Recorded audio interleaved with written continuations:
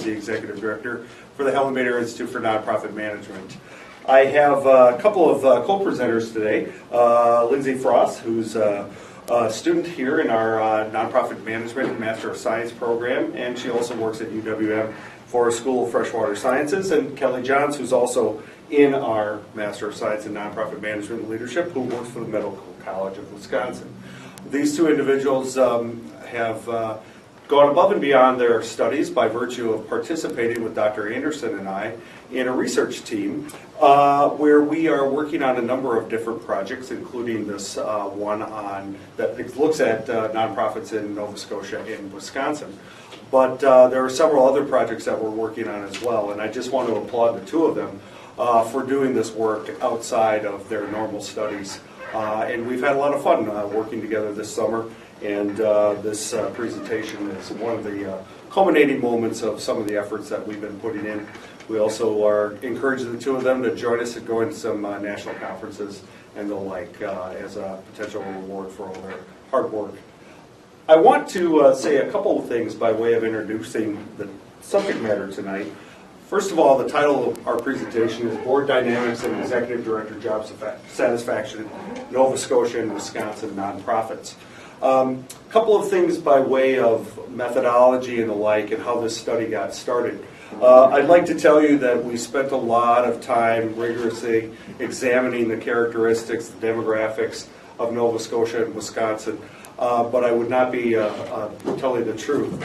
Really what happened is a faculty member at Dalhousie University, Grant McDonald, contacted me a number of years ago about doing research with him.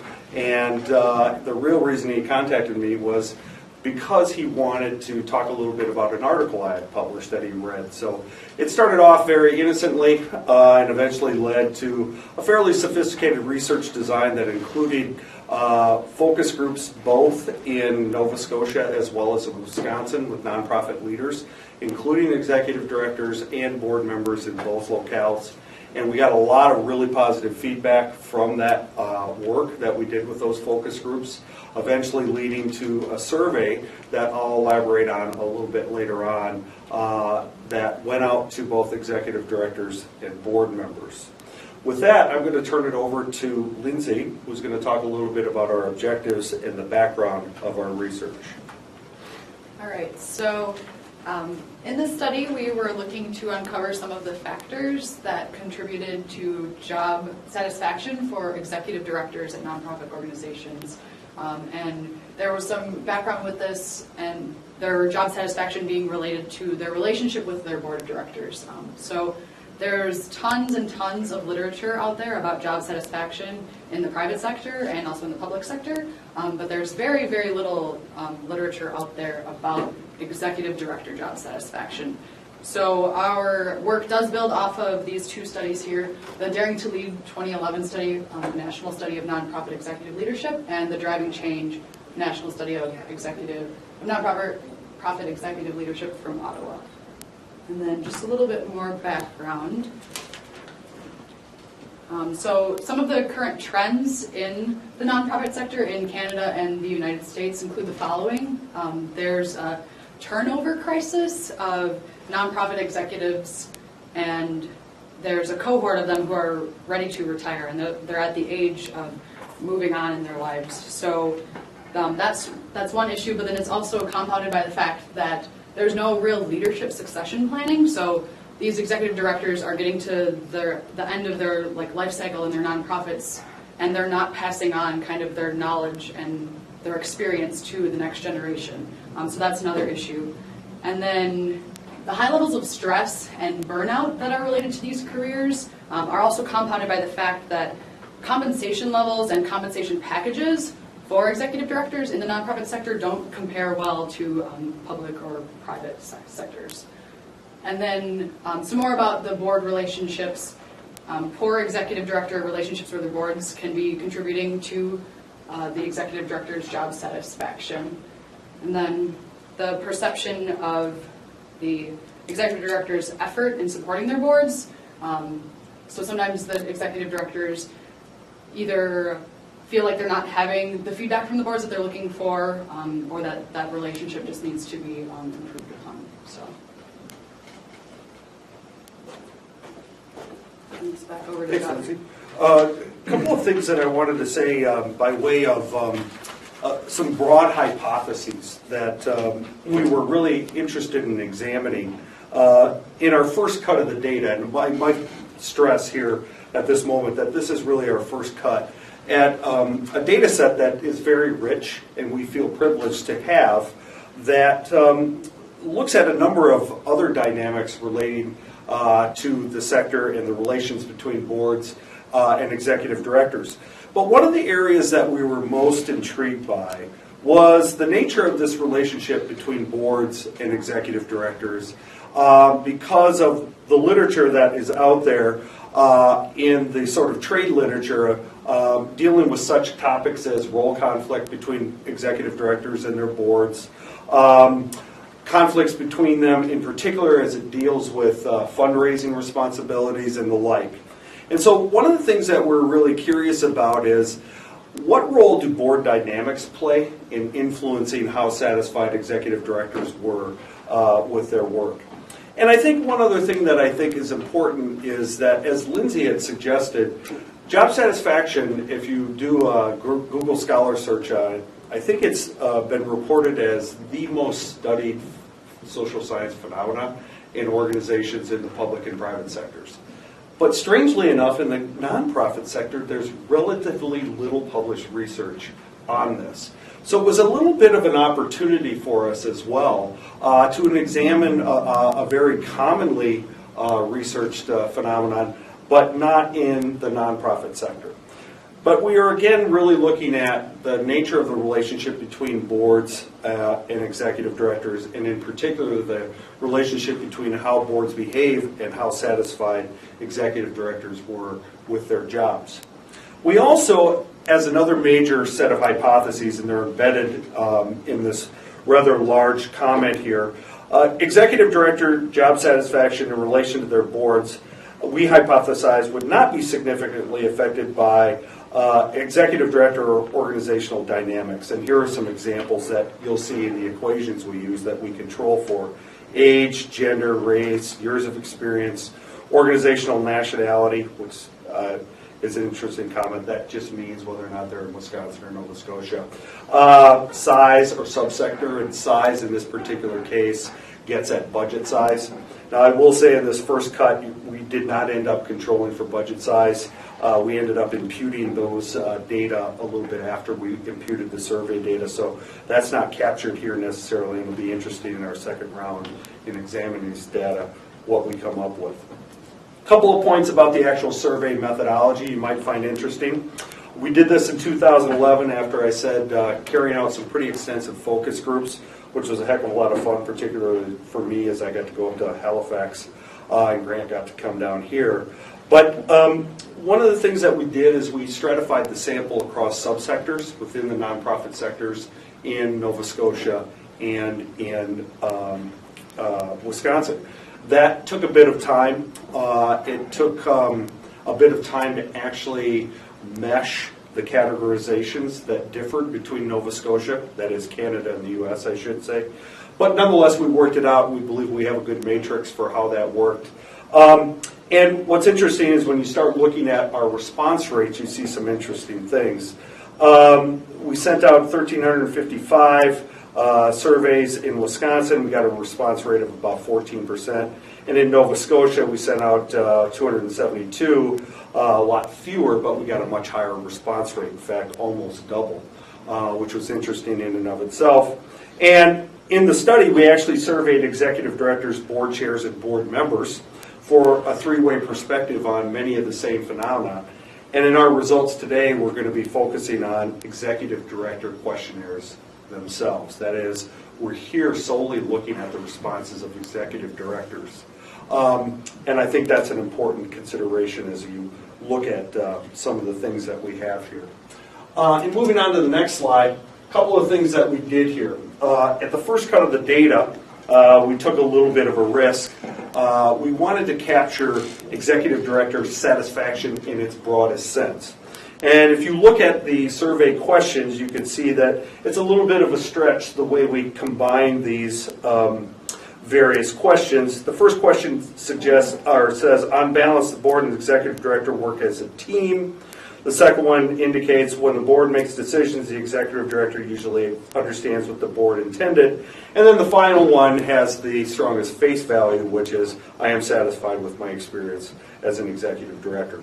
You'll see embedded in the parentheses are the responses to those questions for both Wisconsin and Nova Scotia. Without boring you with the gory details of going through the standard deviations and the means for each one, I'll say this. When you look across both Nova Scotia and Wisconsin, executive directors are generally really satisfied with their jobs. On a scale of 1 to 5, they're in the 4.2, 4.4. So in other words, people are generally happy. These questions end up holding together okay.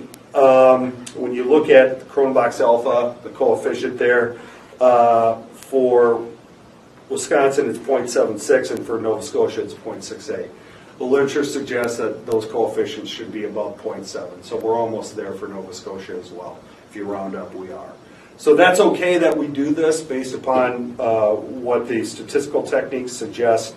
I think substantively, when you look at face value for these three variables, one could make the case that it would be easy to drop one or two and simply go with the one with the most face value, which is the last one there.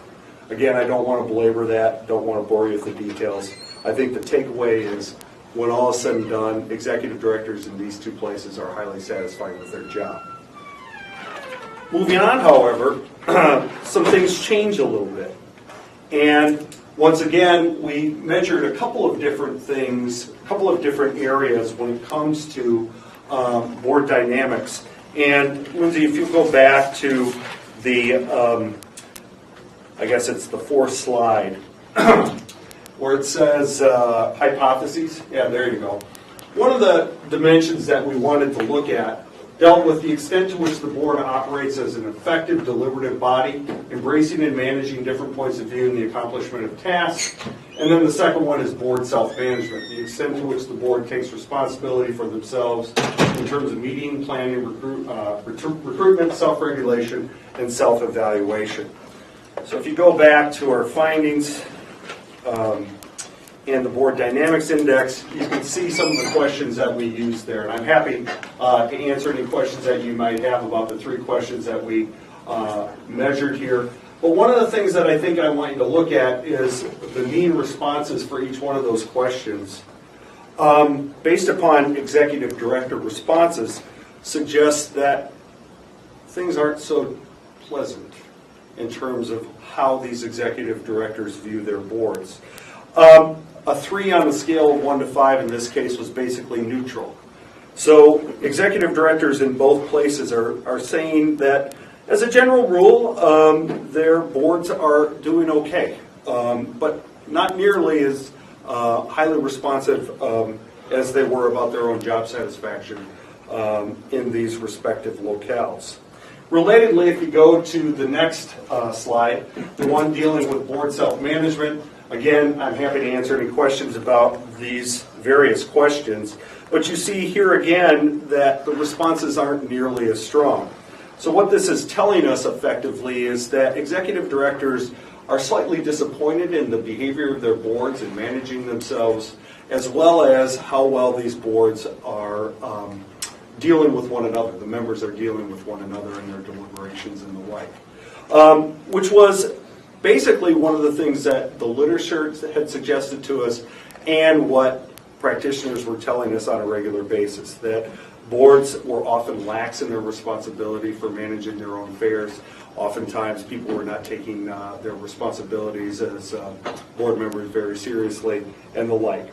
So a lot of this was consistent with our thinking heading in, but it was certainly confirmed when we started doing the analysis. Now, the first cut at the analysis, without boring you too much, this is simple OLS regression, and you see we have in the first column Wisconsin, and in the second column Nova Scotia, and there are some various variables that we examine. You can look at tenure as executive director, gender, age, education, then the Board Dynamics Index, the Board Self-Management Index. And we'll remember we were trying to explain perceptions of job satisfaction for these executive directors in these two locales. What really matters when you look at this particular figure are the coefficients that have the little asterisks by them. And only one of the demographics stands out, tenure as executive director. The more tenured Wisconsin executive directors tended to be more satisfied in their jobs. That's a significant coefficient. It is not, however, very substantive. In other words, when you interpret the coefficient, it doesn't offer much by way of explanatory power. The two variables that really stand out, at least at this first cut, are the Board Dynamics Index and the Board Self-Management Index, both in terms of their high level of significance, but also in terms of their substantive contribution to the overall model. The explanatory power of the model is above 30%. In the social sciences, we tend to do cartwheels when we get above 30%. That makes us feel like we have good models. At the same time, some of the limitations that I alluded to earlier, we are not controlling for the size of the organization in this model. We do have that data, and we will be doing that with the next round, as well as a few other organizational variables that are going to be important to control for. And that's going to be our next cut. You'll remember, as I said, we added that data a little bit after we did this first slice.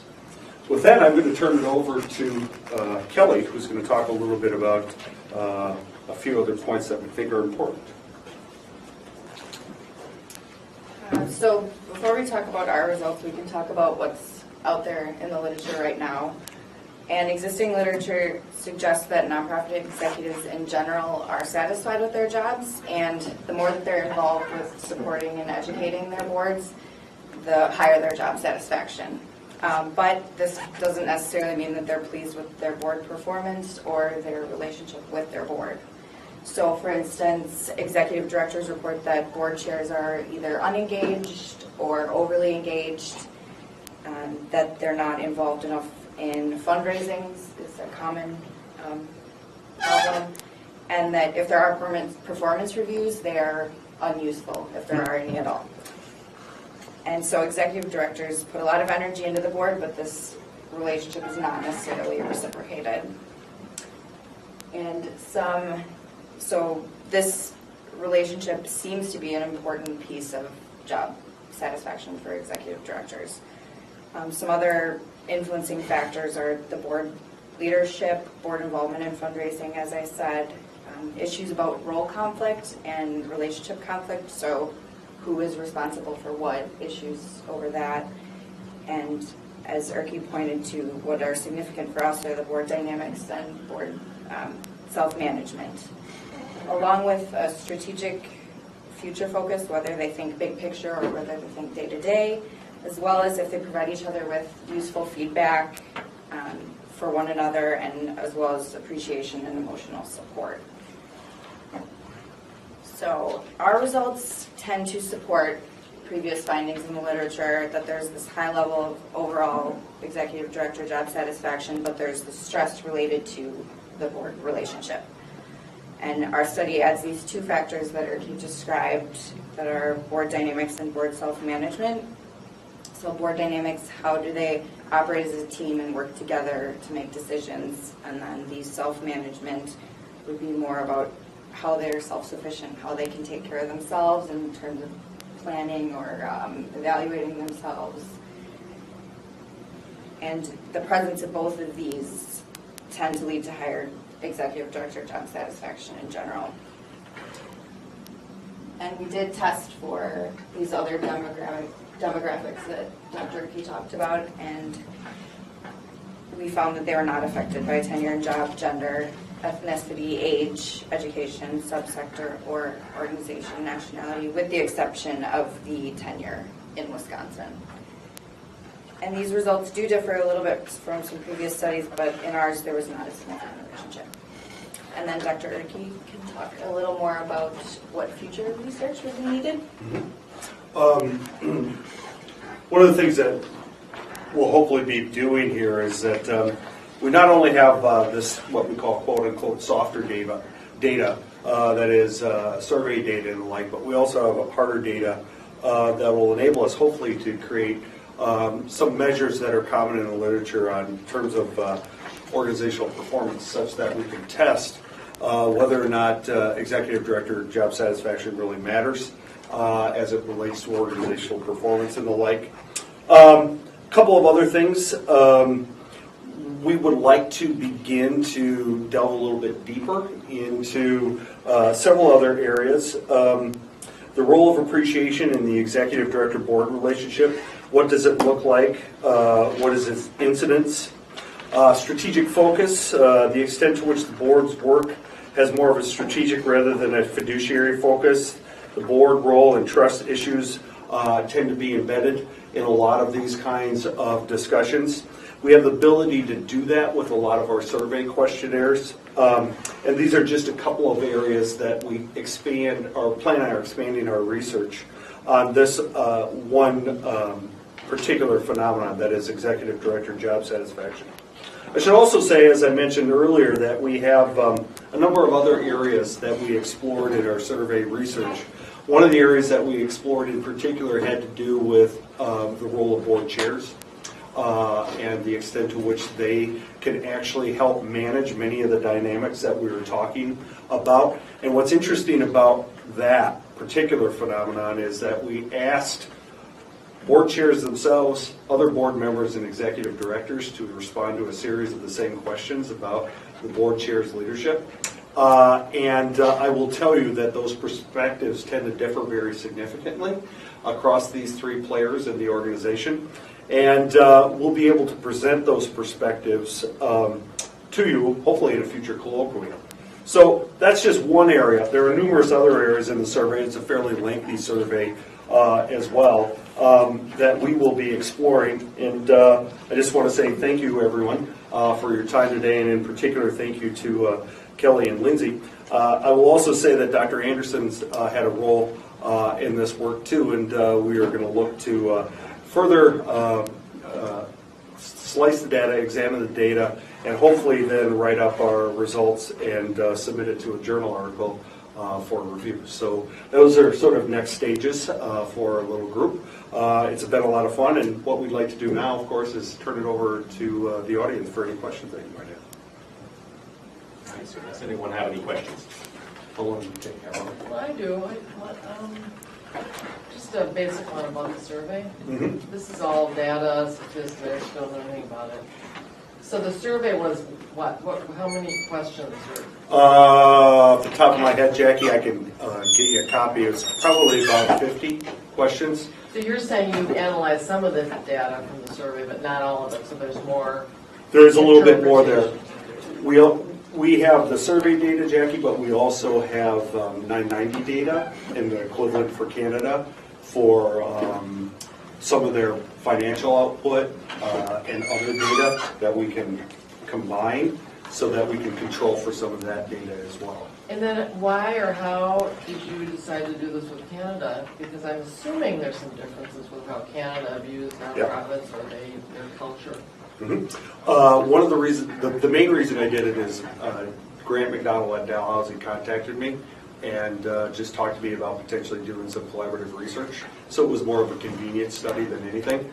It turns out, however, that when you look at Nova Scotia and Wisconsin, there are surprising similarities in terms of the size, both in terms of the nonprofit sector, but if you look at Milwaukee alone relative to the entire province of Nova Scotia, they're roughly the same in size, which was a little bit of a surprise. Now, why do I say Milwaukee alone when I'm talking about Wisconsin here? About 85% of the nonprofits in Wisconsin that we were studying, based upon our stratified sample, were out of the Milwaukee 5-county region. So one thing that I've learned from this is that if I was a board trainer, and I've always been a little shaky about board training, wondering if it really is helpful and how to make it helpful, but I would help the board president be empowered to have a strong relationship with the executive director, because I don't think people really focus on the importance of that, and you don't really know if you're on a board. Am I too close? Should I be, more deferential, or vice versa? What What we found repeatedly, in particular in the focus groups, and the focus groups were really important. We probably met with, in each place, Nova Scotia and Wisconsin, over 50 board members, chairs, and executive directors. Repeatedly, the executive directors would tell us that the dynamics of their board and the relationship they have with their board matters to them way more than board members apparently understand. It just does. And then you have to like parse that out. Well, what are the areas that you're talking about, which is what we try to do in the survey, part of what we try to do in the survey. Board self-management, as we talk about here, is one of the important ones. They don't feel like board members come prepared to meetings. It frustrates them. It is, for many of them, it rises to the level of an insult. So it does matter to them. Yeah, I mean, it just is, I don't think boards understand that, about what the power is. You know, anyway, it's interesting. It's like empowering boards, but how do you empower volunteers? It's difficult to get them incentivized and a lot of getting them on board stuff that should happen. And I am a board trainer, a consultant with nonprofits, and do a lot of board training. And I agree, the boards don't understand this, and the chairs often, you know, when you talk to those where there's a good, when the leadership seems to be there on the board, a lot of times the executive director comes back to the engagement level of that board chair. You know, regular meetings, availability to pick up the phone and talk to them if they need to, you know, have a sounding board, et cetera. So this is really great research that you all are doing. Without getting too technical, I think I can explain this in a way that will matter and be interesting substantively. You remember that we found there was very little variation in terms of how satisfied executive directors were. They were generally really satisfied. So one interpretation based upon our results is, in spite of boards, executive directors are satisfied with their jobs. And that's kind of a flippant sort of response, but it's true. But what's more interesting to me is when you start looking at the standard deviation of the questions, and in particular the index. Index ranges from 5 to 15. There isn't all that much variation in the responses. One of the things we try to do with statistics, right, is we try to explain variation. That's where the heart of it all comes down to, right? So there isn't much variation. But it also, if you go to the equation or the model, one of the reasons that one of the ways you really see the power of these findings is not only in the significance of the coefficients, but in their size. So they're still standing out in a situation where there's relatively little variation in the dependent variable. That's a further way of saying to us, these two variables really matter.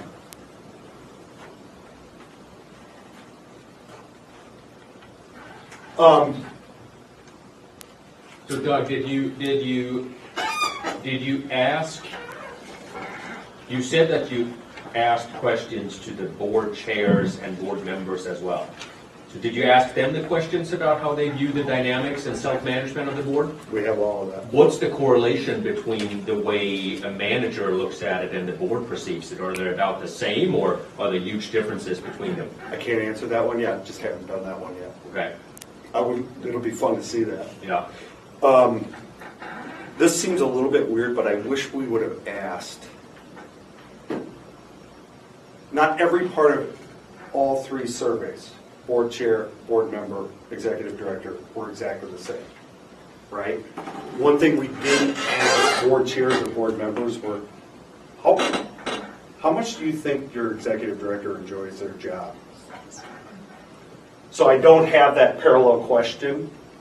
Does that make sense? Yeah. I just don't have that for board chairs and board members. Are there other questions? Yes. Carla. What was the effect of tenure in Wisconsin? It was just minor. the more tenured Wisconsin executive directors tended to be more satisfied. But the coefficient, while statistically significant, is substantively not very powerful. Scott? This may sound like I don't understand the question I'm asking, but I do. And the issue is board self-management. I think depending on an executive director's personality, strength, attitude, the executive director could have an influence on the self-management of the board. And I appreciate that the executive director is not one of the boards, so maybe it's not self-management. But is there anything about the influence an executive director has on how the board manages itself? Certainly, the surface response to what you're saying is yes, the board or the executive director could have a great deal of influence on how the board manages itself. What I think I hear them saying is they don't want to have a great deal of influence on how they manage themselves because they want the boards to do that themselves. And that's the surface response. They're frustrated by how much of it they have to do. I mean, one area that it seems to, and I don't know if there is any By the way, data you should respond if you want to. on this or not, but it seems to me that, okay, so you ask about the perception, but one of the things that's probably going to influence this a lot is, okay, so how do they relate to each other in terms of, for example, do you have any indication of how many board meetings are there, or how often do they meet, or how long do they meet for? Because it seems like there can a lot of the variance in how you. Because if you don't know your board very well, you may not know if they're doing good or a bad job. For example, I mean, is there anything of that and the data that you could dig out? Frederick, off the top of my head, I think we asked them how frequently they have board meetings. I cannot remember off the top of my head. I'll have to look at that one. But you're right, obviously, it would matter. We do ask a perceptual question, not a hard data question about how often board members are absent from meetings. Do you know what I mean? Like, that's another way of sort of, it's a surrogate for seeing how seriously they take their role as board members. Because I think that's going to be an important aspect of sort of moving this research forward, is that if that is the conclusions that you guys are presented here today, you need to sort of provide a little bit of meat around, okay, what potentially can sort of help understand that. And like you said, it could be maybe we don't meet as often, or maybe a lot of board members are absent. We know that from national research that, it's very, there's very few boards these days that actually the majority of boards have a hard time making quorum at their meetings. Absolutely. I won't introduce this any further than necessary, except to say that I think I can pull up one slide. I believe it's on here. From another part of this study.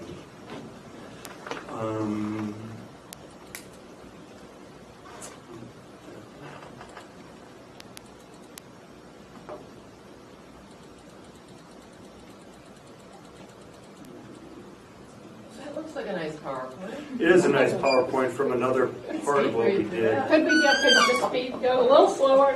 Yeah, well, I'm trying to figure out. Then there's Volleyball Association. Right. Doug Covey. And that's what's next. Here it is. Frederick, you were asking about other dynamics. Yeah. Okay, so without boring you, these are functional areas that boards deal with. Board development, operational management, financial management, fundraising, and so on and so forth. There's a lot in the literature about conflicts between executive directors and boards in terms of who's responsible for what. Over here, we asked respondents, all three types, to say whether they thought this was a board responsibility or an executive director responsibility.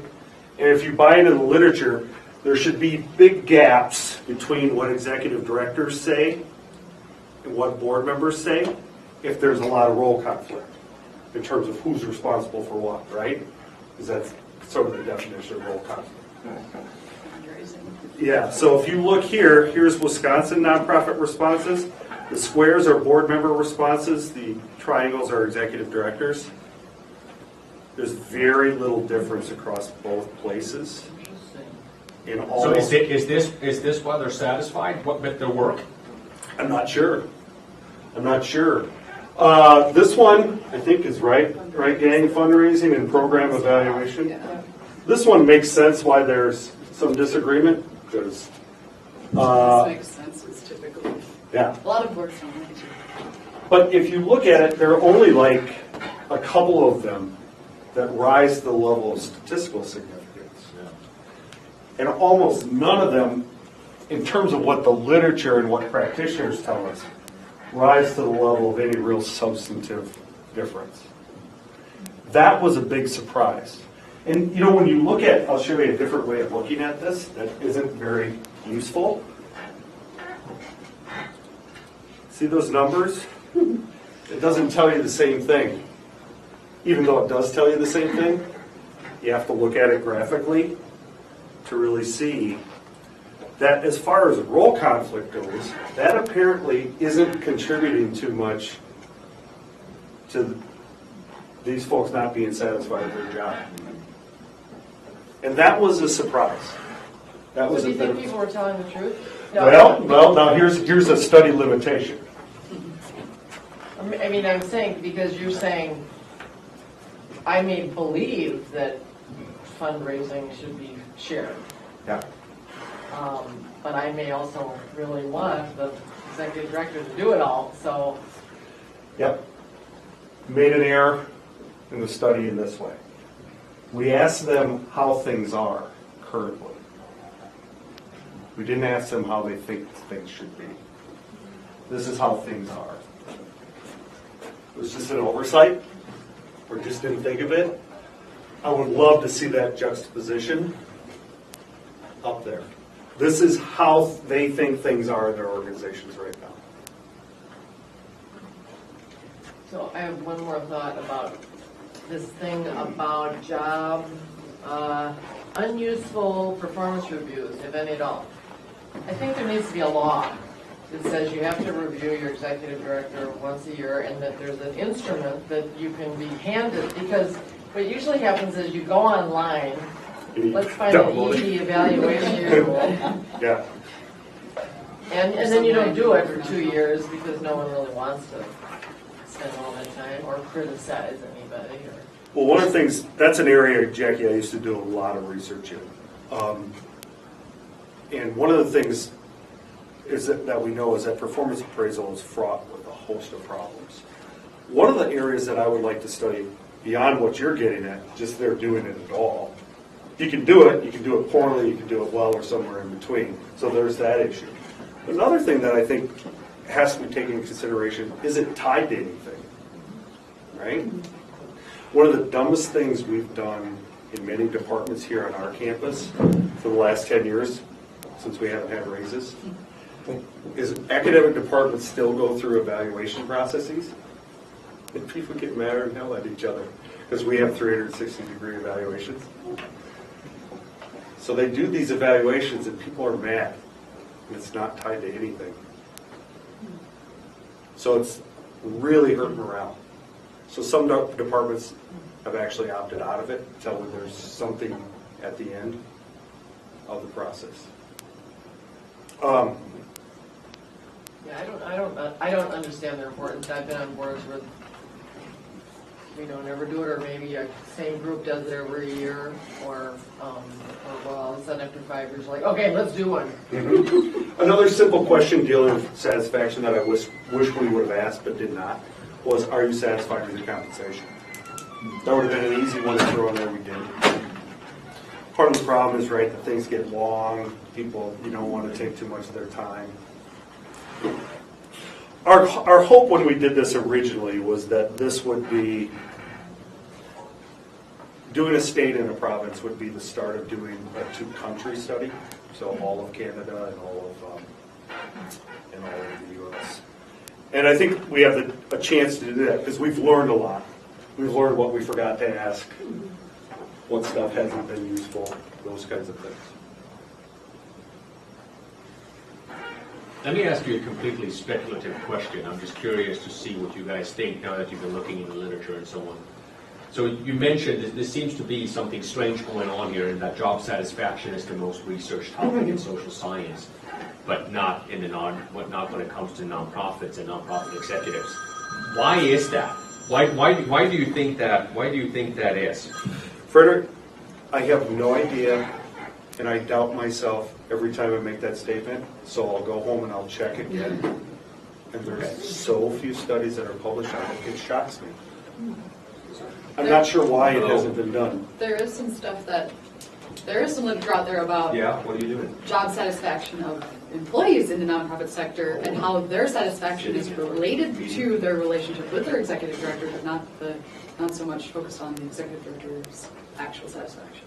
So did find some interesting stories about that. Lindsay spent a lot of time. Because of my paranoia, I assigned Lindsay to look into it further, because I thought I must be missing something. And a lot of literature about volunteer job satisfaction in the nonprofit sector, but I don't know why they don't tap into the executive director as much. Admittedly, as far as the overall study goes, this was not what I would have considered one of the real highlights that I was interested in. It became more of a highlight when I realized no one was doing any work on it. Does that make any sense to you? I'm not overly intellectually interested in job satisfaction because of how familiar I was in the other sectors, but it became more interesting when I realized there was a big gap. What I was thinking is like, is there an assumption that sort of people working for nonprofits are more jolly and happy and more passionate than people than, and that's why they don't need to have, tons of money or anything like that. I'm just curious to think if there's a reason why people haven't decided to look upon this, for example, with regard to, incentives or payment or anything like that. Because we know also, I mean, the numbers, some of the recent numbers that came out with regard over what happened over the recession showed that, nonprofits created a whole lot more jobs than did for-profit companies. So I mean, so there must be something sort of pulling people into it. It's just amazing that no one has really sort of decided to follow it up. And it sounds a little suspect. I'm just not really sure why it's there. I feel that way too, really, Frederick. It was a big surprise to me. But I just, again, Lindsay and myself, and we've looked at this extensively in terms of the academic literature. Now, there's probably, and we have looked at practitioner literature too. You think they have a class at 5:30? Yeah, I would assume. Nobody wants to get in. They can come on. Yeah. Other questions? We still have a few minutes. Those are just the eager beavers. All right, well, if you have any other questions, let me know. But know that as well, there's a lot more to this. And also I wanted to say that in this little handout, which I think all of you got, there is a listing of the other colloquia we have coming up that Dr. Anderson has organized. I think you'll really enjoy the one on October 22nd. Dr. Anderson and I were on Jennifer Fink's doctoral dissertation committee. She did a study that looks at some 18,000 employees at Aurora. What was it, Frederick? Over 50% of whom were obese. Yeah. At Aurora, which is interesting. And she evaluates their incentivized programs, 5 different kinds that they offer to their employees. Her findings are really quite interesting. Oh, I was going to come to this. That sounds pretty interesting. The data our is data disgusting. is just I mean, it's so grossly American. It's really bad. I worked at a hospital and Yeah, it was really an interesting thing. And by the way, Jennifer just got appointed as a faculty member at UWM in the Health Sciences Department. So for Jennifer, that's really good news. Anyway, I'm happy to answer any other questions, and know that we'll probably be presenting some more of this research in the spring. Thank you, everybody. Yeah, there's a lot to shut down in this thing. No way. just kidding.